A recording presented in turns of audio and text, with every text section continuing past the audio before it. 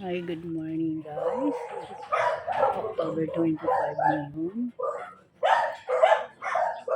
Dito ako ngayon sa garden. Mainit ang umaga. Napakagandang panahon. Simula kasi nung nagkasakit ako, hindi ko na nasikaso ang garden ko. Ngayon, medyo paghandahan akong gagawa ulit. Lilinisan namin. Hindi ko na nasikaso, lilinisan ko ang garden ko. Kasama ko ang kapatid ko dito.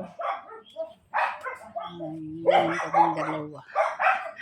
Para man lang maisan ang mga damo-damo. At ang aking ay wala na.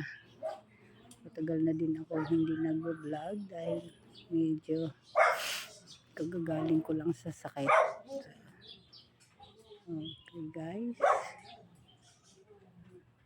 It's a beautiful morning. God bless everyone. Bye for now. See you then.